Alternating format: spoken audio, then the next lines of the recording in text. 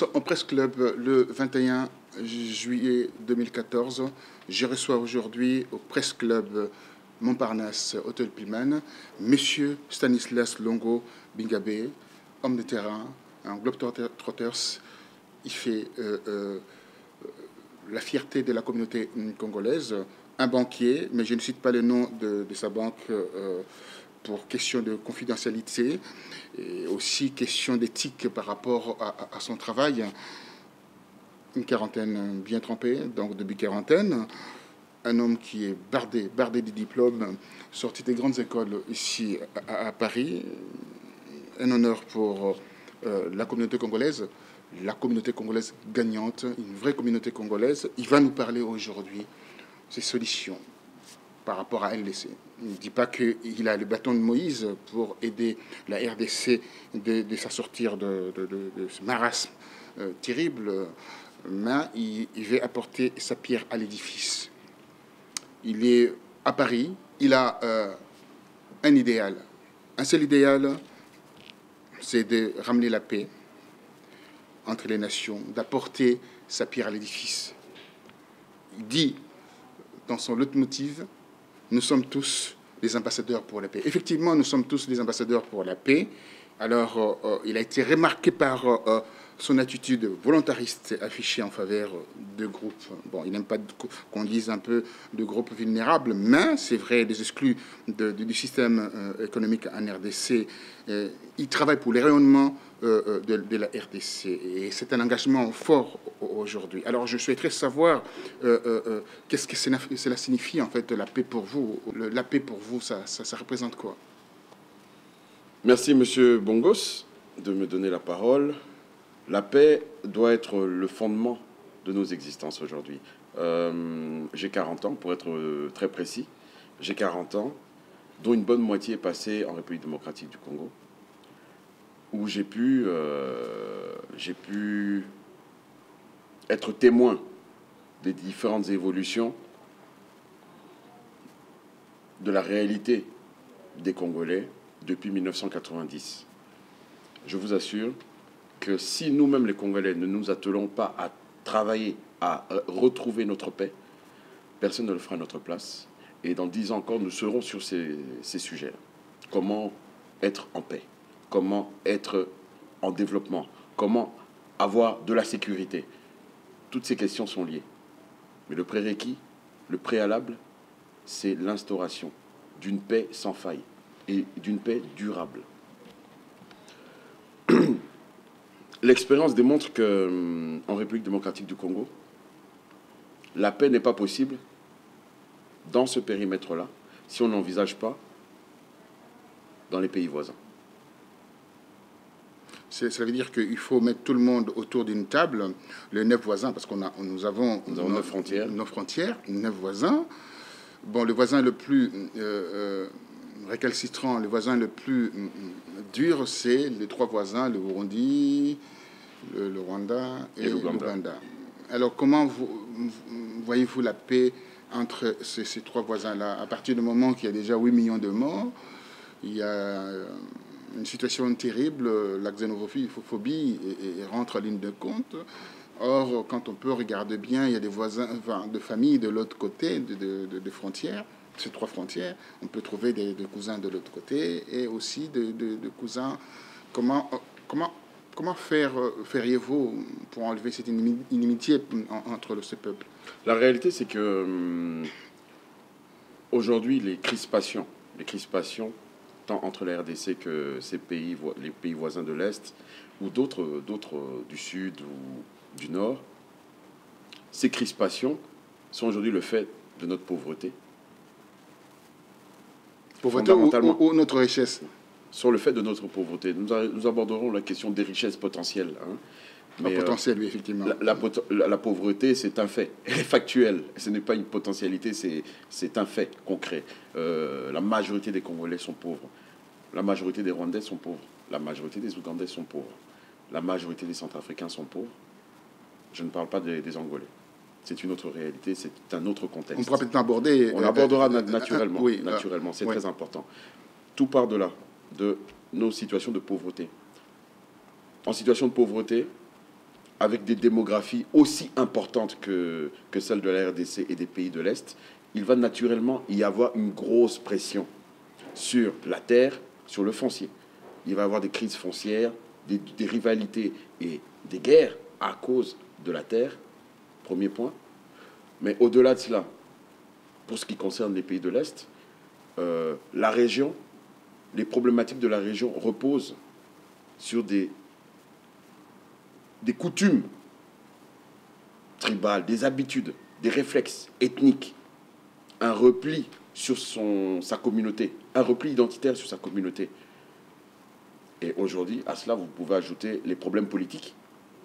Qui dit repli sur sa communauté identitaire, plus les problèmes politiques, plus les problèmes de multinationales dans un monde globalisé, vous avez tous les ingrédients pour que la région ne soit jamais stable.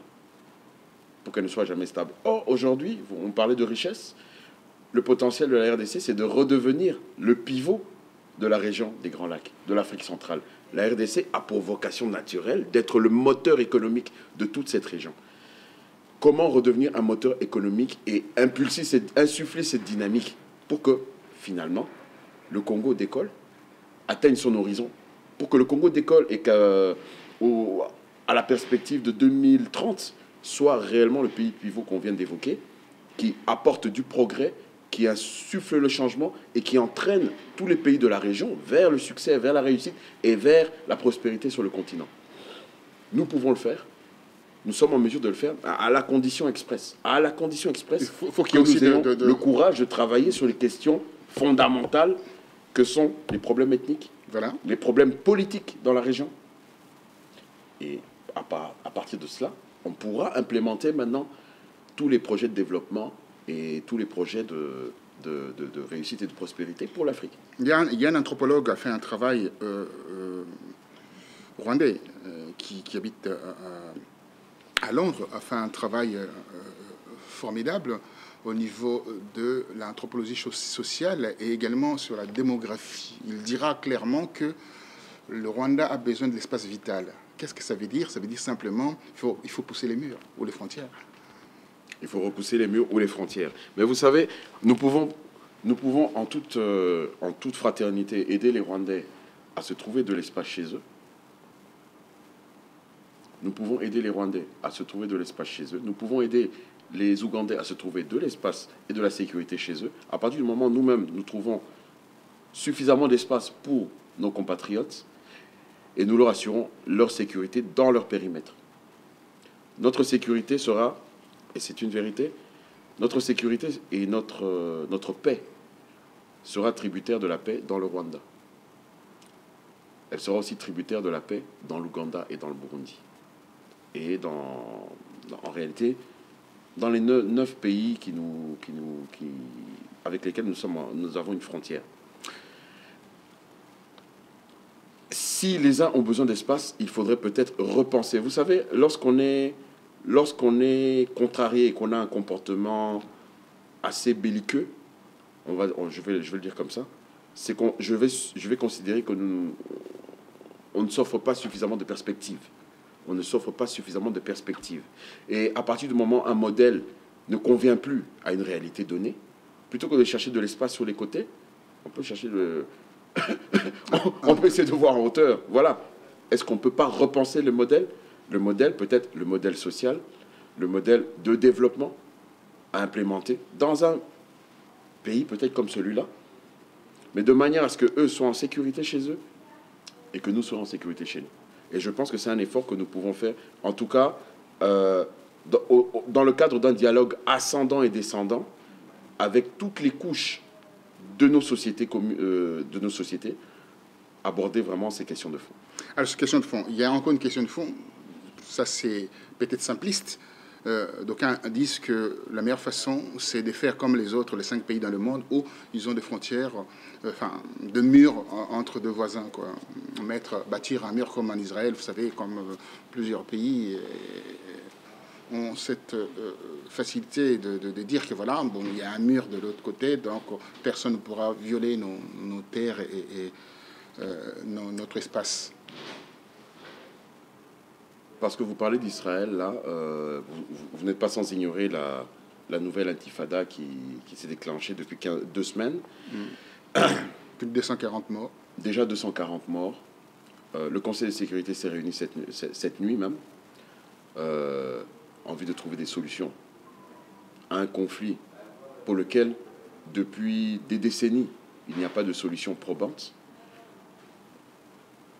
J'ose espérer que dans le cas de la région des Grands Lacs, nous ne serons pas amenés à poser des murs entre les frontières, partant de l'idée que, en définitive, si nous aspirons à devenir le moteur de la sous-région, nous, Congolais, nous aurons également besoin de nos voisins en termes de marché.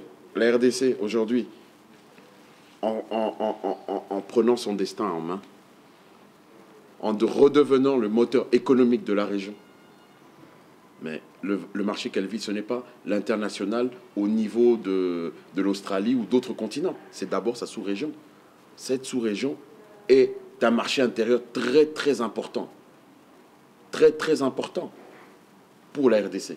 Et à partir du moment où nous arrivons à la mettre dans une situation de paix, à partir du moment où nous travaillons à ce que la RDC soit dans un contexte de paix, mais total et durable, avec ses voisins, ces perspectives s'ouvrent. Le Congo, quand je parle du Congo, les Congos, le Rwanda, l'Ouganda, le Burundi, la Tanzanie, le Sud-Soudan, la Centrafrique deviennent potentiellement le marché principal de la République démocratique du Congo. Voilà. La paix, ce n'est pas un vœu pieux, ce n'est pas une prière, simplement. Non, c'est synonyme de développement, c'est synonyme de perspective, c'est synonyme d'emploi, tant dans le Congo que dans toute la sous-région. À nous d'y travailler. Alors, très bien, c'est à nous d'y travailler. Vous avez travaillé longuement, vous avez même été honoré, vous avez été honoré ambassadeur de la paix 2013 en Afrique centrale et dans la région de Grand Lac, qu'on parle là, hein, par le Conseil universel pour la paix des nations, CULPAC en sigle, lors d'une cérémonie à l'UNESCO. Une cérémonie sans contexte qui marque la vie d'un homme. Quel a été l'apport consenti pour cette consécration?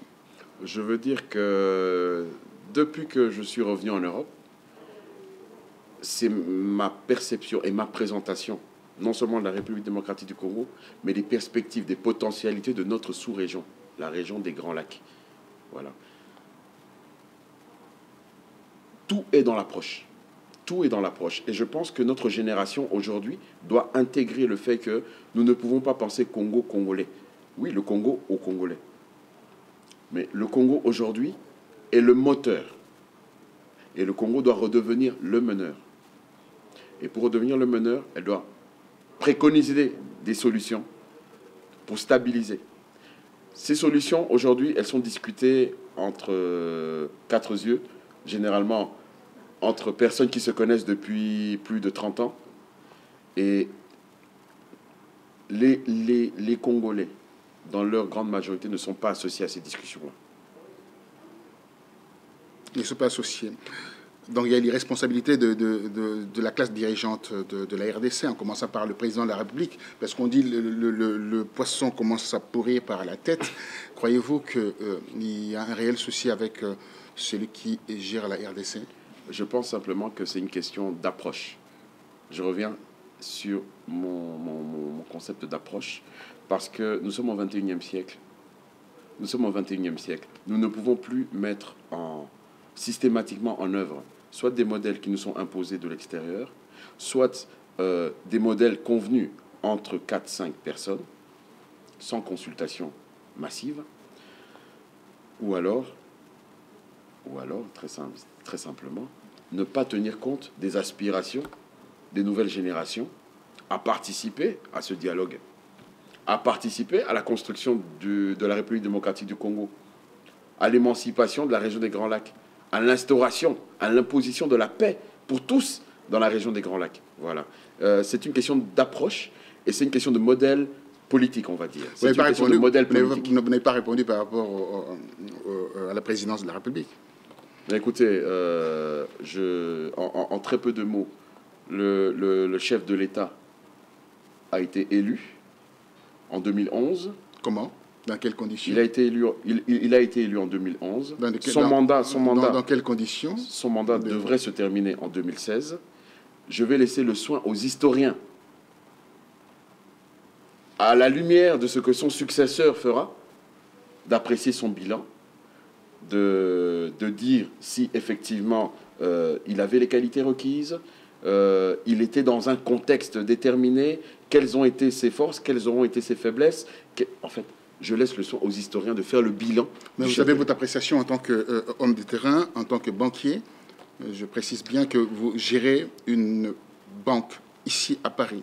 Vous êtes le patron d'une banque, en définitif, par définition, donc vous avez une projection sur ce qui se passe réellement en RDC. C'est pour cela que je vais inviter tous mes frères congolais et congolaises et tous mes frères des pays voisins à travailler sur les solutions d'avenir, à travailler sur les perspectives d'avenir. L'avenir, il est aux Congolais. L'avenir, il est aux Africains de la région des Grands Lacs à partir du moment où ils vont oser se regarder dans les yeux et travailler ensemble, pas au niveau des responsables publics, parce qu'aujourd'hui, la réalité, c'est que nous pouvons faire avancer le monde sans avoir de responsabilité publique. Pour preuve, vous l'avez évoqué tout à l'heure, je suis ambassadeur pour la paix, pour une petite ONG qui travaille depuis 30 ans, plus de 30 ans, pour l'avancement des droits de l'homme et la paix sociale en Afrique. La paix sociale en Afrique, je vous coupe un peu. Vous militez sans relâche pour prôner partout dans le monde la fraternité entre le peuple.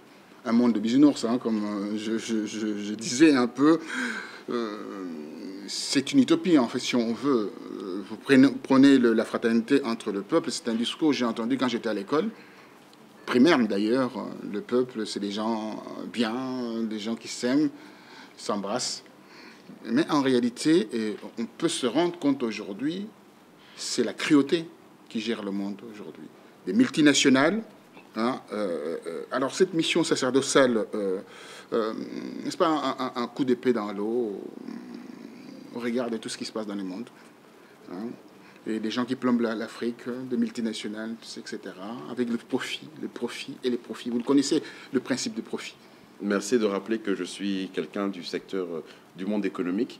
Donc, j'ose espérer que vous considérez ma démarche avec beaucoup de pragmatisme, parce que j'ose espérer moi-même faire partie d'une génération d'Africains qui sont volontaires et pragmatiques. Ce n'est pas une démarche anodine, c'est une opportunité qui nous est offerte. Aujourd'hui, je vais être le porte-voix d'une génération.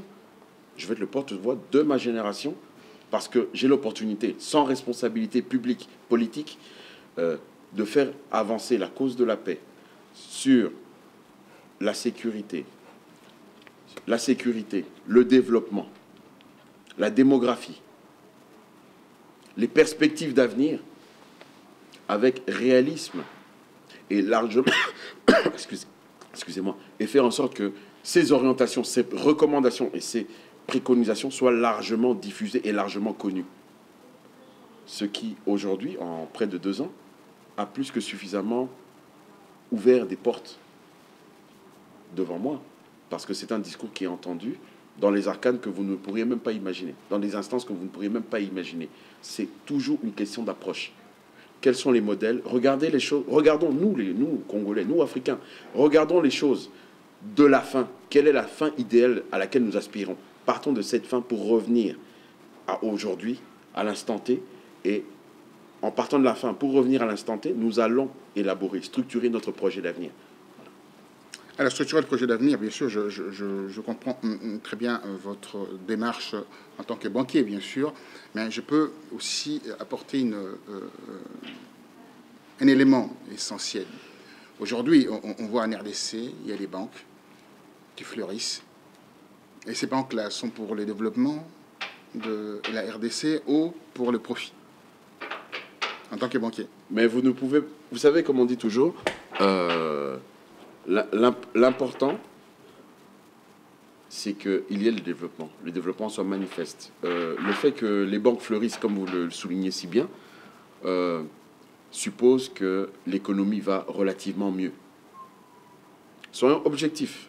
ne soyons pas partisans, soyons vraiment objectifs.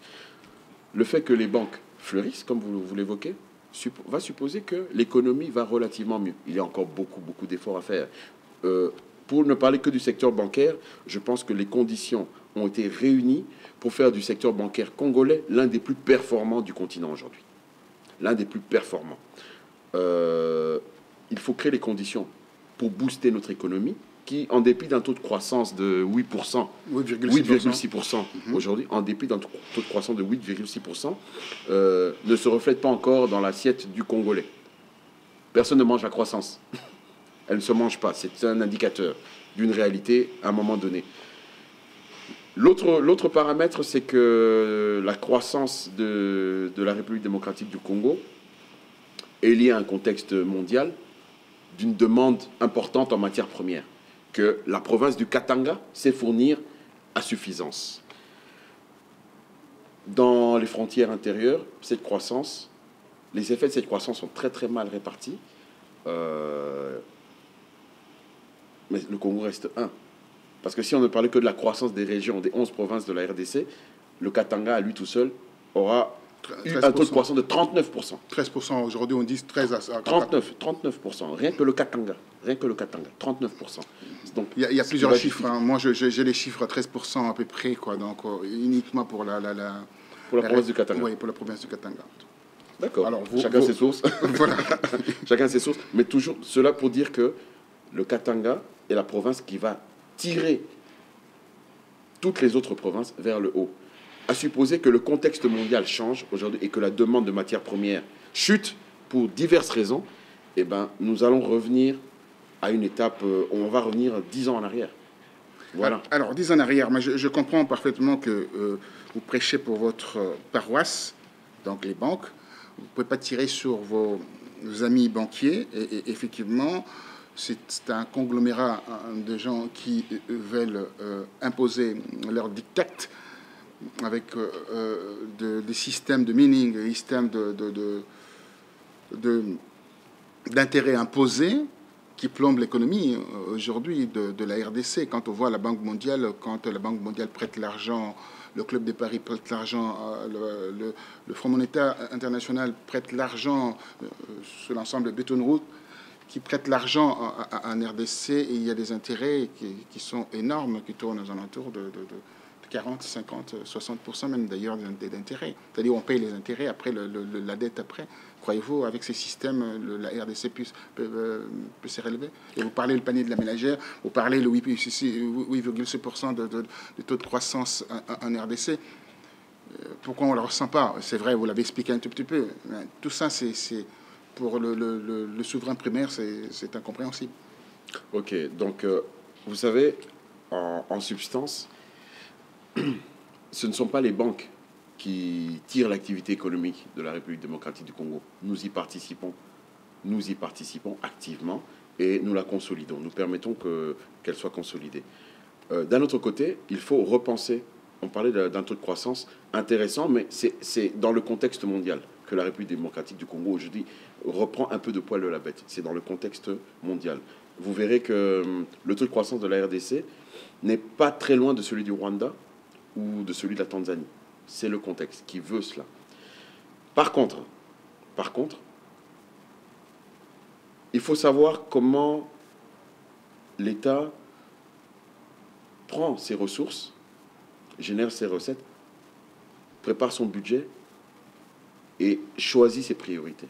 C'est très important. Il faudrait que le souverain primaire, comme vous le disiez, soit au fait de cette démarche-là, qui reste de l'ordre des responsables publics. Pour ma part, il faut impérativement, et c'est une nécessité absolue, il faut impérativement que le souverain primaire, comme vous le dites si bien, s'imprègne de ses responsabilités et participe à l'élaboration de son propre projet d'avenir. Parce que c'est son propre projet d'avenir qui, aujourd'hui, va le crédibiliser sur la scène politique internationale, sur la scène économique internationale. Alors, je comprends bien, vous êtes une forme de porte-voix de cette partie de la société qui est laissée à marge, en fait, si on veut, à marge de la société, qui est laissée au bord de la route. Donc, vous voulez être le catalyseur de la société civile dans ces pays où on sort de 19 ans de guerre, de tensions, de conflits et terribles. N'est-ce pas là une mission impossible pour tout ce que vous comptez faire avec la conjoncture actuelle qu'on aperçoit ci et là? Être le porte-voix d'une société civile, je reprends vos mots, être le porte-voix d'une société civile qui est laissée sur le bord de la route, non, je veux être le porte-voix des Congolais qui croient au Congo, qui croient en la région des Grands Lacs et qui sont convaincus qu'en 2030, au 1er janvier 2030, ce pays aura explosé et aura entraîné tout le monde avec eux. Exploser dans le bon sens. Exploser dans le bon sens, c'est-à-dire exploser, c'est-à-dire économiquement, sera redevenu le moteur de la région et aura entraîné tous ses voisins, toute la région dans cette dynamique-là. Voilà. Moi, je partage. Avec des autorités où aujourd'hui on a remarqué il y a de la malversation terrible. Hier, il y a eu un article qui a été publié, encore de malversation dans des institutions, des banques. On croyait qu'on allait bancariser en fait les salaires des gens, bancariser les écritures bancaires. On se retrouve en complicité avec des banquiers pour tirer encore le profit sur quelques intérêts. On reverse ces intérêts-là aux ministres, etc.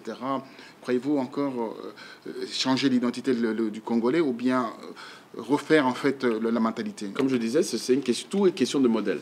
Aujourd'hui, alors quel modèle vous voulez mettre en place? Justement, tout est question de modèle. Aujourd'hui, ce n'est pas ma responsabilité de mettre un modèle de gouvernance.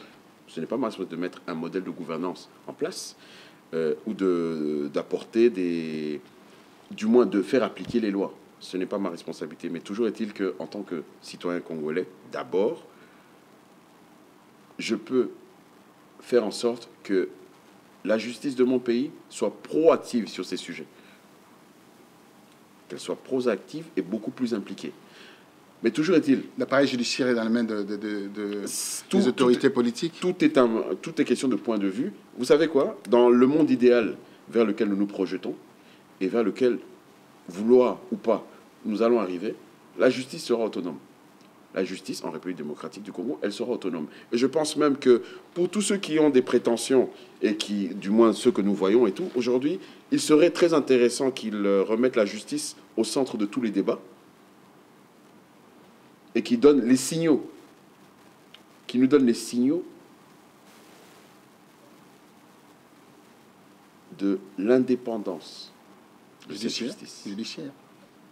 Ceux qui aspirent au Graal doivent nous donner aujourd'hui les signaux de l'indépendance de cette justice. Alors, ce Saint Graal, on va à la recherche de Saint Graal, entouré de ses apôtres. Et Jésus a caché ce Saint Graal, je ne sais pas où, mais on va pouvoir peut-être le retrouver pour la RDC, pour que la RDC soit élevée à un niveau élevé à l'époque, dans jadis, où il y avait dans les universités en RDC des recherches fondamentales. On sortait de médecins d'une grande qualité morale qui aujourd'hui sont éparpillés ailleurs, en Afrique du Sud, en Angola. Vous parlez de l'Angola tout à l'heure, de son explosion économique.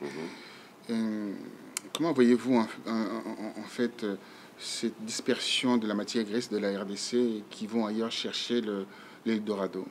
La réalité, c'est qu'il y a un plafond de verre en République démocratique du Congo.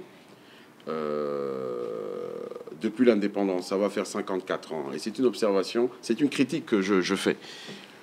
Cela fera 54 ans que nous produisons des générations de compétences qui ne trouvent pas de débouchés, qui ne trouvent pas d'opportunités. Et qui, en toute responsabilité, à partir du moment où elles arrivent à un temps soit peu émerger, sont aux ordres d'une mouvance, d'une tendance ou d'un courant. Il importe aujourd'hui, et c'est la responsabilité des Congolais, on n'accusera pas la communauté internationale, on n'accusera pas le voisin Rwanda, on n'accusera pas l'Ouganda, ça ne peut pas toujours être la faute des autres.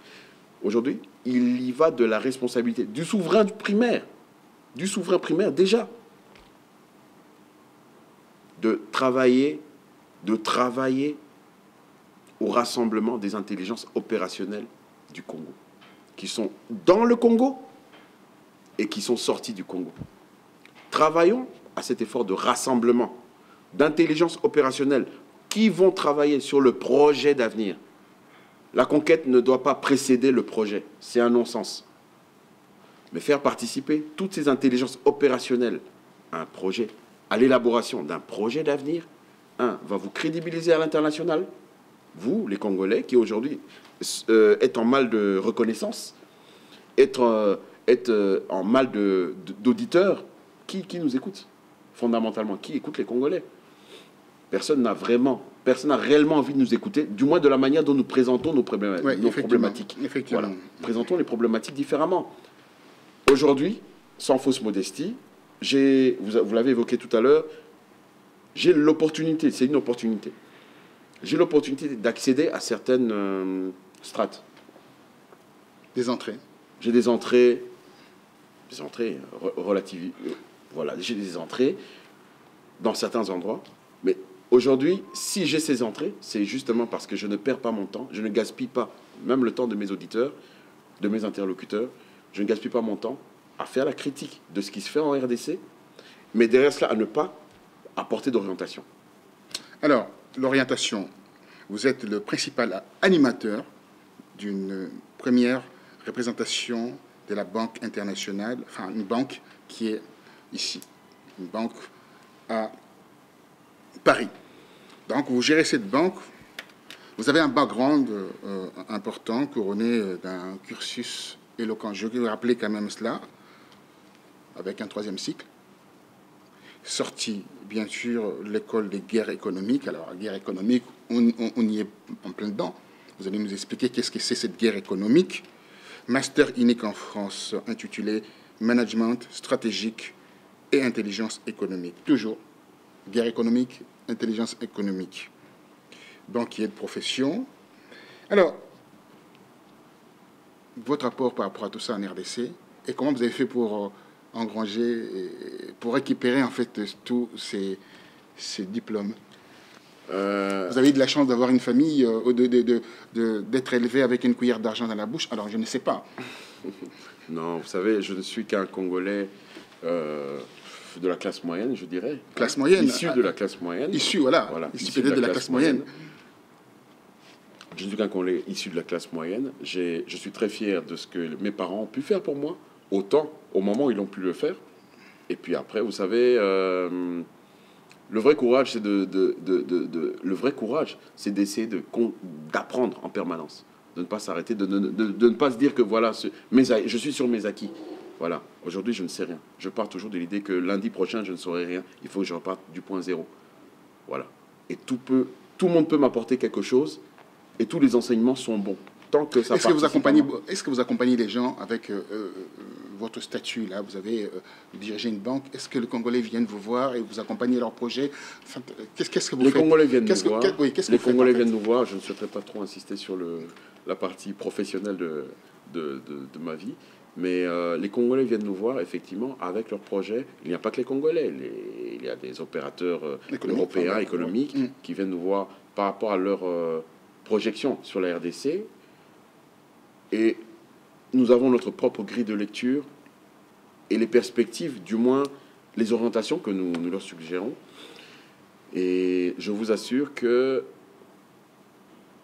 nous sommes de plus en plus nombreux à croire dans la réussite du Congo. Oui, dans la réussite du Congo. Donc c'est le baromètre, c'est l'indicateur que vous avez quand vous recevez les gens. Nous sommes de plus en plus le frémissement. à croire que nous réussirons à faire du Congo le pays pivot, le pays déclencheur de la réussite de l'Afrique. Alors, parlons maintenant d'un pays qui a presque la même chose que la RDC. Même climat, l'Équateur passe à cheval, hein, le Brésil. Vous rentrez la semaine dernière, vous étiez au Brésil, hein, un séjour extraordinaire au Brésil. Vous avez participé, vous n'avez pas participé à la finale hein, de la Coupe du Monde entre l'Allemagne et l'Argentine, mais à la rencontre avec l'ancien président Lula. Le président qui a montré ses preuves, qui a impulsé les pays, qui a propulsé les pays là où il se trouve aujourd'hui avec les BRICS. Vous savez, les BRICS, les Occidentaux ont peur maintenant des BRICS. Dites-nous, quelle a été la teneur de votre rencontre? Nous avons bien sûr discuté de la situation dans la région des Grands Lacs. Je vous rappelle que le Brésil est lui-même un pays dont le climat est similaire au nôtre, dont les potentialités, les ressources sont les mêmes que celles de la République démocratique du Congo. C'est aussi un pays qui a eu 10 frontières. C'est un pays qui a subi une dictature innommable, mais c'est un pays qui est aujourd'hui une vraie démocratie. C'est un pays qui a su se remettre en question. C'est un pays qui a su parler avec ses 10 voisins. À peu près 180 millions d'habitants. Hein, voilà. Qui a su créer les conditions d'un dialogue équilibré et juste avec ses 10 voisins. C'est un pays qui a, depuis 2003, impulsé le changement, le progrès sur le continent sud-américain. Il était normal, je suis assez régulier de ce pays, le Brésil, il n'était que normal qu'à un moment donné, nous soyons appelés à discuter avec l'Institut Lula sur les problématiques que la région des Grands Lacs pouvait avoir, sur les recommandations que nous-mêmes, en tant qu'ambassadeurs pour la paix, leur faisions, et sur l'implication du président Lula sur le sujet de la région des Grands Lacs. Et alors, qu'est-ce qu'a été, en fait, la solution par rapport aux Grands Lacs? Parce qu'on parle de Grands Lacs, on parle de l'accord d'Addis Abeba, l'accord cadre. Ça a été évoqué, cet accord au cadre d'Addis Abeba? Nous avons évoqué avec l'Institut Lula, nous avons évoqué tous les accords de paix depuis les accords d'Arusha jusqu'à l'accord cadre d'Addis Abeba. L'accord d'Arusha, on le sait bien, ça a été fabriqué à Guadolite au départ, l'accord d'Nsele, Guadolite, et c'est parti d'Arusha. Je ne vais pas trop rentrer dans les détails dedans, j'essaie de donner un peu quelques indications. Alors, vous n'êtes pas trop prolixe là-dessus? Je prendrai la précaution, et mes compatriotes comprendront que je réserve aujourd'hui la primeur de communiquer au monde les étapes à venir pour la région des Grands Lacs. Et cette primeur de communiquer, je la laisse au président Lula. Vous la laissez au président Lula. Il fera une déclaration? Je vais laisser ça entre les mains du président Lula. Donc il y a eu des avancées par rapport à votre discussion. Il y a eu des discussions. Il y a eu des discussions. Il y a eu des préconisations. Il y a eu des préconisations. Il y a eu des recommandations. Alors, vous mettez en mal l'accord cadre, si je comprends bien. Je ne remets pas en question l'accord cadre. L'accord cadre a été fait, discuté entre certaines parties, avec les agences internationales. Nous avons recommandé un modèle, un format de dialogue bien différent de cela veut dire que vous mettez en cause les contenus de cet accord qui a subi, si on veut, un revers important avec les concertations nationales.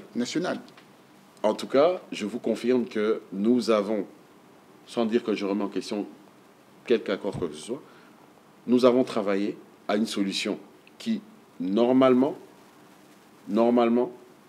devrait satisfaire les Congolais, la société civile, la société civile congolaise, la société civile congolaise du bas vers le haut, mais les sociétés civiles de nos voisins, dans le cadre d'un dialogue permanent, dans le cadre et inclusif, d'un dialogue permanent et inclusif, ascendant et descendant. Je n'en dirai pas plus aujourd'hui. En toute respectabilité, mon obligation est d'attendre les déclarations de l'Institut Lula. Très bien. Alors, vous étiez au Brésil, entre autres, bien entendu. Comment avez-vous vécu, en fait, ils ont vécu la défaite de l'équipe nationale du Brésil? Et on a remarqué lors de la finale entre l'Allemagne et l'Argentine, on a pu remarquer, une fois qu'on montrait l'image de la présidente Madame, les noms Dilma Dilma, Rousseff. pardon, Rousseff, merci, Dilma Rousseff. Et les gens huaient.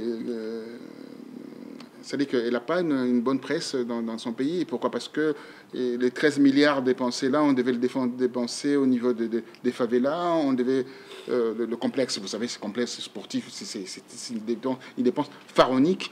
Et ça devait être peut-être injecté dans des postes beaucoup plus importants. Par exemple, refaire un peu les logements sociaux de favela, lutter contre la criminalité. Et pourquoi toute cette manne d'argent j'étais comme ça dans un événement ponctuel, parce que c'est un événement ponctuel. C'est certes un événement ponctuel, mais qui participe au rayonnement d'un pays, d'une grande nation comme le Brésil. Il est important, à partir du moment où vous évoquez ce point, il est important de considérer que le Brésil, depuis l'avènement du président Lula jusqu'à aujourd'hui, Madame Dilma Rousseff, le Brésil est un pays qui a atteint l'autosuffisance alimentaire en 5 ans. Autosuffisance alimentaire en 5 ans. Deuxième point, le Brésil est un pays où toutes les couches sociales, même les plus défavorisées, ont un accès total à l'éducation. Et aux soins aussi. Et aux soins. Je pense que ce sont les prérequis. Ce sont les prérequis pour aller vers le développement d'un pays. Aujourd'hui, la réalité, c'est que même une politique publique n'est pas statique. On ne va pas dire que les orientations, les décisions politiques votées, devenues loi de 1960 ou de 1980 ou de 1990, voire de 2005 ou de 2006, sont figées et doivent rester d'actualité, ne peuvent pas être revisitées par rapport à une réalité d'un moment déterminé. Nous sommes en 2014. En 2003, l'éducation était une question fondamentale et prioritaire au Brésil. L'accès à la nourriture était une priorité parce que tous les Brésiliens ne mangeaient pas à leur faim. Ce sont des questions qui sont du passé. Et ces mêmes contestataires, aujourd'hui, ont bénéficié de l'éducation. Ils revendiquent d'autres étapes de la réalité du Brésil. C'est ça. Et je pense, et ça c'est pour ma part, c'est quand même une réussite de faire passer les gens d'un problème d'éducation à d'autres revendications qui sont beaucoup plus sociales. Aujourd'hui, presque tout le monde au Brésil a accès à l'éducation. Donc maintenant, toutes les personnes éduquées, qu'est-ce qu'elles espèrent? Mais avoir accès à un meilleur emploi ou avoir accès tout simplement à de l'emploi. On est à une autre étape des problèmes du Brésil. Voilà. Mais c'est une autre étape. Une autre étape. Alors, la défaite. Écoutez, j'observe que c'était le pays organisateur. Le Brésil a organisé ses joutes footballistiques. Pour ma part, peut-être que le casting n'était pas le meilleur. Voilà, le casting de la sélection brésilienne n'était pas le meilleur, mais ce sont des questions intérieures au Brésil et je ne suis pas la meilleure personne pour pouvoir commenter sur ce sujet. Alors, méditons, pour se développer, il faut la paix. Sans paix, donc, pas de développement. Étant ambassadeur de la paix 2013, que préconisez-vous pour l'avènement d'une paix durable en RDC où de multiples rapports, tonnes de rapports dans des tiroirs, dans les Nations Unies, des ONG, des institutions internationales, en l'occurrence le Conseil de sécurité, les Nations Unies, pointent du doigt, bien entendu, le non-État de la République démocratique du Congo. Et là, vous parlez que les choses démarrent, la RDC sur les rails économiques. Or, certains rapports disent clairement que la RDC, c'est un non-État. Alors, comment ferez-vous mettre tout le monde autour d'une table, les pilleurs, des multinationales, les gouvernants, les gouvernés, la société civile, pour que ces prédations s'arrêtent, pour que ces viols, ces crimes odieux cessent, cette déshumanisation de la population s'arrête. L'anthropologie sociale est complètement bafouée. La matrice est complètement piétinée. Comment feriez-vous? C'est encore là une question d'approche. Vous savez que... C'est pas d'approche, hein, il y a des rapports qui sont là. Non, je suis d'accord avec vous, mais sur la manière de présenter les choses ou la manière d'opérer, comme vous me demandez, ça reste une question d'approche. Je suis intimement convaincu aujourd'hui que le Congolais de 2014 et bientôt le Congolais de 2015 et de 2016, c'est pas le Congolais de 2009, c'est pas le Congolais de 2011, ce n'est plus le Congolais de 2006 et ce n'est pas le Congolais de 97 ou 98.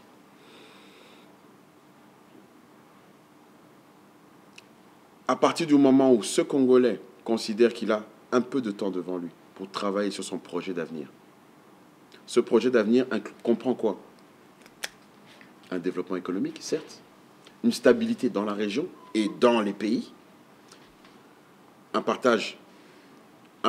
meilleur partage des ressources du pays, une meilleure redistribution régionale des possibilités du pays, mais aussi une justice, on l'a évoqué tout à l'heure, bien plus indépendante, bien plus autonome. La répression, pour répression, il faut passer par la première voie. Pourquoi parler de répression? Je veux dire, aujourd'hui, si vraiment il y a des greffes qui sont avérées contre certaines personnalités pour prédation, entre guillemets, vous savez, nous, au Congo, on parle de beaucoup de choses. Il y a des rapports. Hein. D'accord, alors...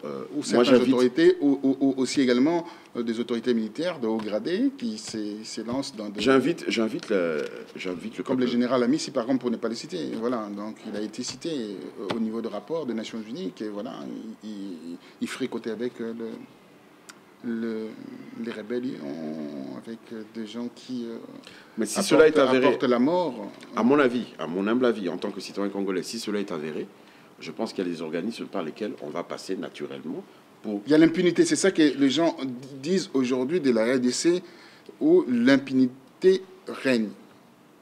Alors, comment faisons-nous disparaître l'impunité? Vous êtes banquier, comment voulez-vous apporter, comme on dit, une certaine pérennisation de l'appareil bancaire dans un pays où rassurer les banquiers, c'est pour cela que les mauvaises langues disent que des banques qui sont en RDC, c'est des banques de prédation, des banques offshore. Je pense qu'il y a un amalgame qui est fait. Des banques offshore ou de prédation. Il y a un amalgame, il y a un mélange des genres qui est fait. Vous m'avez parlé de la situation d'un haut gradé de la République démocratique du Congo. Que j'ai nommé. Oui. Ce sont des allégations. Je n'irai pas, je n'abonde pas dans le sens. Je ne suis pas l'autorité judiciaire. C'est le premier point. Je ne suis pas l'autorité judiciaire. Mais toujours est-il que même en République démocratique du Congo, tout citoyen congolais se sentant lésé a la liberté et toute l'attitude pour déposer une plainte à l'endroit des autorités compétentes. Voilà, à l'endroit de toute personne. Si tant est qu'il y ait une justice... Justement, donc, vous m'avez dit ce que vous feriez en cas de... Eh bien, écoutez, la priorité des priorités, c'est de s'assurer que la justice devienne autonome. Je pense que ça deviendrait un signal fort pour l'ensemble des Congolais, l'ensemble, hein, grands et petits. Ce serait un signal fort, voilà, d'une nouvelle orientation de la République démocratique du Congo. Voilà. Mais écoutez, donnons la chance aux Congolais de se construire leur projet d'avenir. Donnons-leur cette chance-là. Parce que personne ne le fera à leur place. Si la justice aujourd'hui, elle est, entre guillemets, c'est une justice ce serait, je me conditionnais, une justice de façade, Congolais, donnez-vous les moyens de construire votre projet d'avenir dans laquelle la justice serait autonome et juste. Alors, on reste toujours dans le bilan, on reste toujours dans l'observation, on reste toujours dans l'analyse. En tant que spécialiste, bardé de diplôme, j'ai donné la lecture parchemin de votre cursus. C'est un parchemin d'ailleurs de votre cursus. Alors, 13 années de Kabila. Quelle est votre observation sur ces 13 années de Kabila? à la tête de la RDC, avec ses velléités tendant vers la modification de l'article 220 de la Constitution et également la modification de la loi électorale menant à élire le président par le scrutin indirect.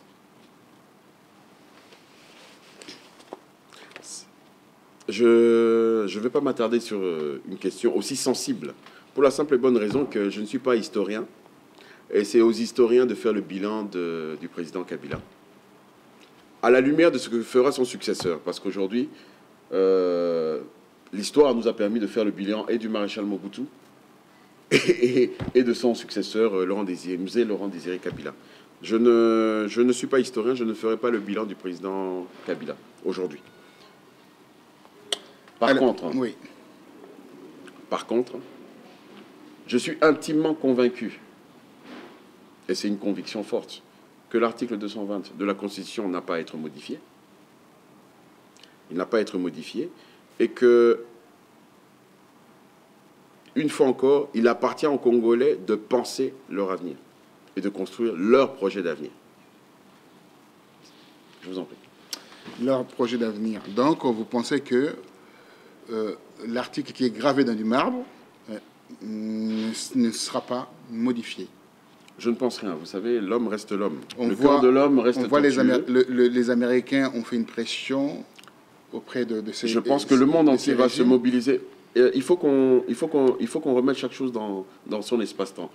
Le monde va se mobiliser un temps sur les questions de succession, d'élection en République démocratique du Congo, pendant un court laps de temps. Parce qu'il faut considérer que le conflit dans la région... En 23 mois à peu près, il reste 24 mois à peu près. C'est très court. Très court. C'est très court.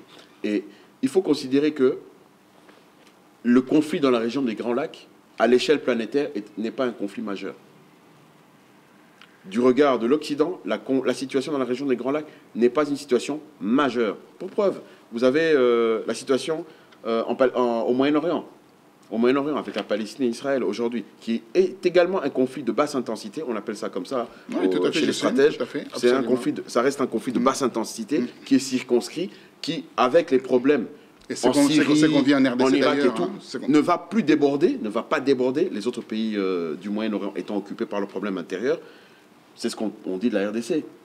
Le conflit est là, il peut y avoir des résurgences. Ça veut dire que si toute chose restant égale par ailleurs, du moins de notre expérience très récente de la réalité de la région des Grands Lacs, il pourrait encore y avoir un ou deux conflits comme ça, de basse intensité à l'échelle internationale, mais qui auront leur portée de morts, de centaines de milliers de morts, une fois encore, pour le Congo.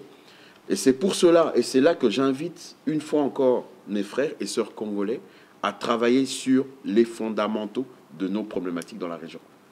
Tout passe par là.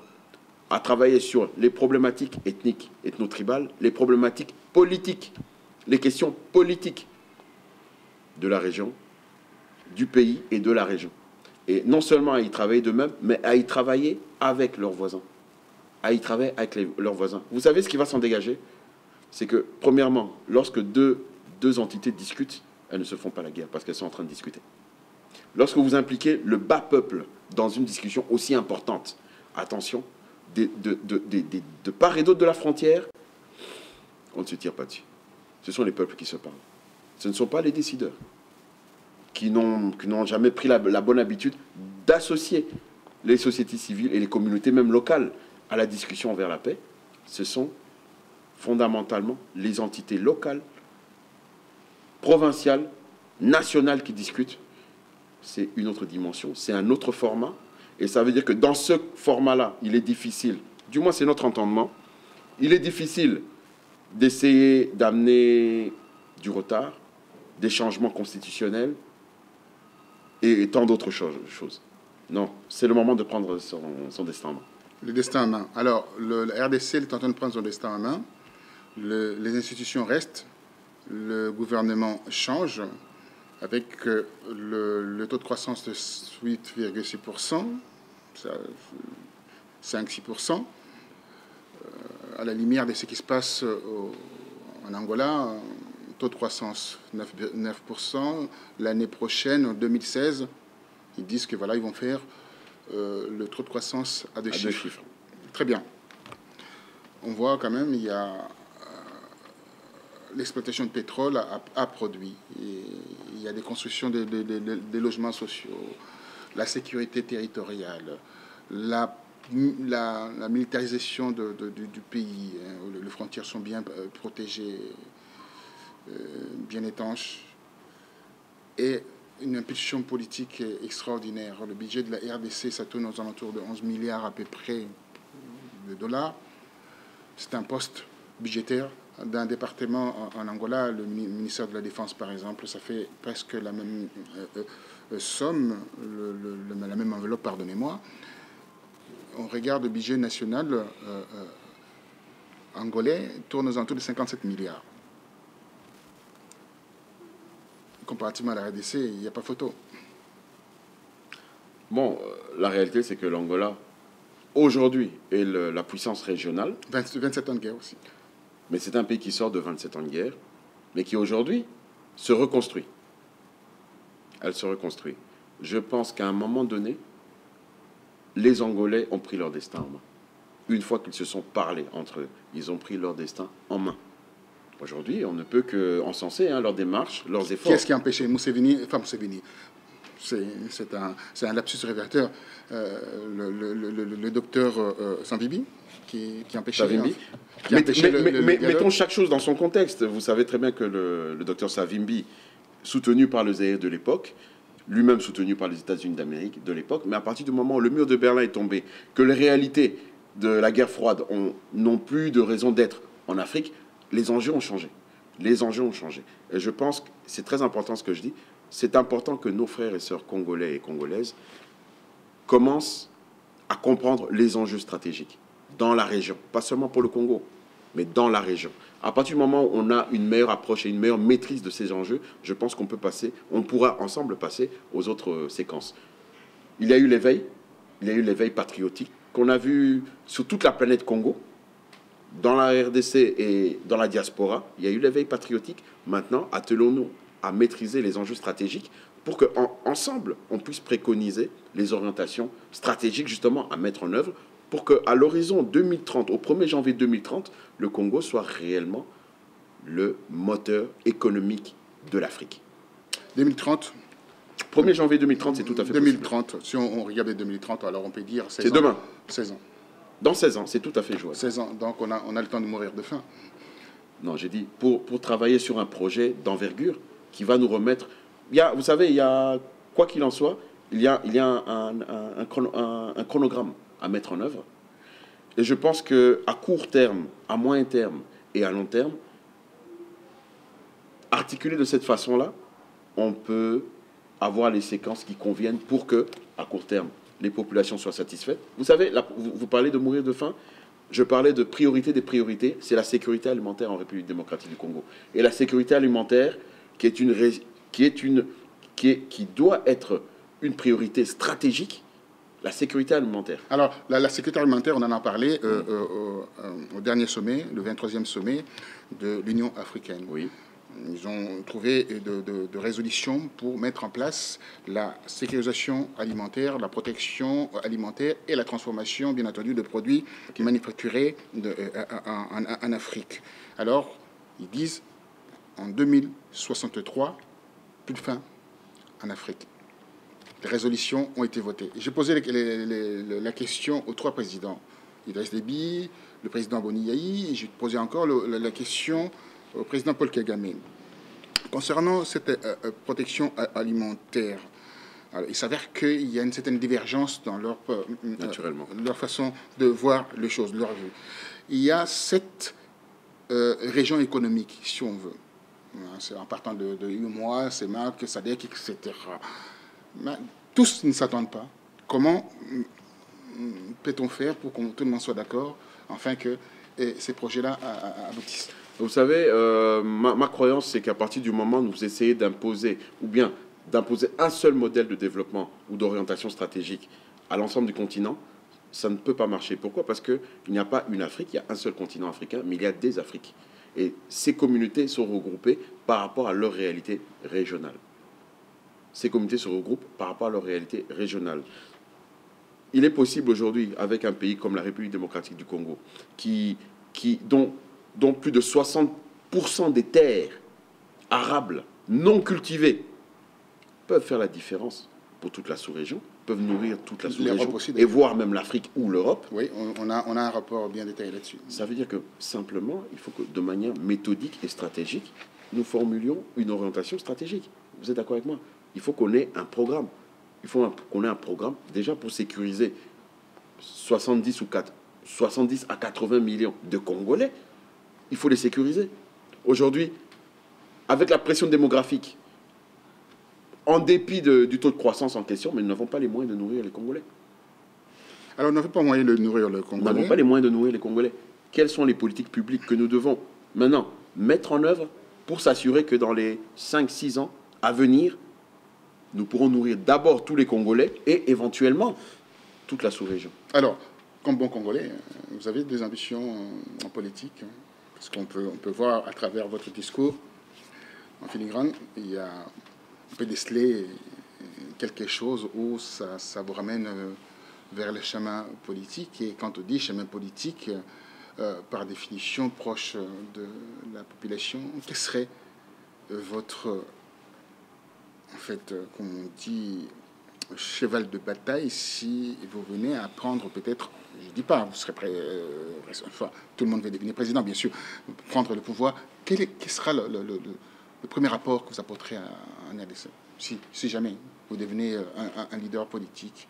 Quelle est la résolution que vous prendriez pour que les choses changent dans ces pays-là? D'abord, je vais bien recadrer les choses. Je ne suis pas un politique. Non, je dis... Si j'ai bien compris. Je ne suis pas un politique. Je n'ai pas de prétention. Je n'ai pas de prétention dans l'espace politique. Par contre, je suis un Congolais. Et donc, toutes les questions concernant la République démocratique du Congo, je vais faire en sorte de m'y intéresser et d'aller jusqu'au bout. Jusqu'au bout. Alors, jusqu'au bout dans les solutions que nous pouvons y apporter. Je suis Congolais, donc je ne vais pas m'exclure de ces alors, quand vous parlez... Je n'aurais pas peur de discuter. Oui, tout à fait. Quand vous parlez vous n'avez pas peur de discuter, vous n'avez pas peur de vos ambitions, vous n'avez pas peur de votre discours. Vous avez formulé quelque chose ici. Tiens, vous travaillez un catalyseur pour la société civile. Est-ce qu'avez-vous des bases ici dans la diaspora où consulter la force vive de la diaspora ou en RDC avec des représentations où les gens peuvent faire les relais, enfin de voir, parce que comme on dit, c'est de la politique. Que vous l'acceptiez ou vous ne l'acceptiez pas, vous faites de la politique. Très bien. À partir du moment où vous parlez de la société civile, catalyseur, ça veut dire que vous avez en vous aussi une charge, vous avez en vous aussi un outil que vous pouvez présenter à l'autre gouvernement en disant que voilà, attendez, j'ai du monde avec moi, si vous n'appliquez pas ce que je demande, c'est ça le rôle d'une société civile d'ailleurs, hein. Et la pression politique et la pression économique, la pression sociétale et sociale. Toujours est-il, avec votre permission, toujours est-il qu'aujourd'hui, j'insiste sur le fait que les Congolais doivent se prendre en charge. Se prendre en charge, c'est pas juste se prendre la houe et la paix ou se faire la paix des braves. Non, c'est travailler sur le projet d'avenir. Considérer que nous sommes entre 70 et 80 millions de Congolais. Une théorie veut que... À peu près 5 millions de la diaspora, 5 à 7 millions de la diaspora. Mais une théorie veut que un pays soit dirigé par la racine carrée d'une population. Si on est 70 millions de Congolais, ça veut dire que le groupe à identifier, à construire, pour aller vers les nouvelles responsabilités, vers les nouveaux défis que la République démocratique du Congo et la région des Grands Lacs vont imposer à l'avenir de ces populations, ça veut dire que ces groupes vont varier entre 700 et 800 personnes. En toute humilité, je pense que depuis le temps que je travaille sur ces sujets, qui me semblent importants, sur ces défis, les défis démographiques, les défis alimentaires, les défis de l'eau, les futures guerres à venir, les défis de l'eau, les défis, la paix dans la région, la paix, c'est-à-dire que le développement économique, l'explosion économique du Congo passe naturellement par la paix avec ses voisins et la maîtrise des relations bilatérales avec ses voisins. Il faut impérativement identifier et sensibiliser 700 à 800 personnes. 700 à 800 personnes qui, elles, demain, prendront la responsabilité du Congo. Lorsque vous avez été honoré en tant que ambassadeur de la paix 2013, avez-vous reçu une enveloppe par rapport à cette distinction que vous avez reçue à UNESCO comme quand on a le prix Nobel de la paix, non, on a $1 million de dollars non, pour mettre dans son escarcelle. Vous pourrez vérifier, je n'ai pas reçu d'enveloppe. Vous pourrez vérifier dans tous les cas de figure. Je n'ai pas reçu d'enveloppe. Et vous savez, j'étais libre de refuser cette élévation, cette distinction. J'étais tout à fait libre de refuser. Nous avons considéré que c'était une opportunité de faire passer un message et qu'on pourrait, entre guillemets, se servir de ma posture, de ma figure, pour faire avancer les Congolais vers l'identification des intelligences opérationnelles et vers la conception et la promotion d'un projet d'avenir. Voilà. Mot de la fin au peuple congolais, la diaspora, parce qu'en réalité, la diaspora vous écoute. Vous consultez beaucoup la diaspora, même si vous ne voulez pas parler de ça, je vous ai posé la question concernant la diaspora. Vous avez esquivé un peu. Mais je vous laisse, au niveau de votre mot de la fin, de nous dire qu'est-ce que vous en pensez de la diaspora. Est-ce que la diaspora se disperse? Est-ce que la diaspora, dans son combat, qui est un combat digne, noble, se perd un peu dans certaines considérations, dans des considérations peut-être très bas, on a remarqué, il y a des partis qui se battent en duel, qui s'arrachent les nez. Dites-moi, comment feriez-vous pour peut-être lancer un message à l'attention de tout le monde. Écoutez, ce message ne s'adresse pas qu'à la diaspora, à mes frères et sœurs de la diaspora. Ce message doit s'adresser à l'ensemble des Congolais, à l'ensemble des Africains, de la région des Grands Lacs. Voilà. Aujourd'hui, nous avons la possibilité de penser différemment notre avenir. Par contre, le penser n'est pas suffisant. Il faut y travailler. Nous sommes aujourd'hui une force de proposition. Nous sommes une force de recommandation. Et nous avons accès aux plus hautes instances planétaires. En toute quiétude, travaillons à l'élaboration d'un projet fédérateur, un projet qui va catalyser nos énergies et qui va nous projeter vers la réussite du continent et vers la fierté pour les générations à venir. Pour ma part, je n'ai aucune ambition politique, certes, ce qui ne m'empêche pas de travailler corps et âme et de mettre à la disposition de mon pays, la République démocratique du Congo, mon énergie, mon envie, mon amour, ma passion du Congo et mes ressources. De manière à ce que, tant moi que toutes les équipes qui travaillent à notre projet, tant dans le Congo qu'en Amérique et en Europe, dans les prochains mois, dans les prochaines années, le plus grand nombre de Congolais soient saisis et jugent de la pertinence de notre démarche. Dans tous les cas de figure, à mes frères et mes sœurs, je vous le dis avec assurance et dévouement, en aucune circonstance, aujourd'hui, je ne m'éloignerai, en aucune circonstance, je ne m'éloignerai du destin du Congo. Je vous remercie. Merci infiniment. On a eu la chance d'être aujourd'hui avec M. Stanislas Longo, qui revient d'un voyage important où il a assisté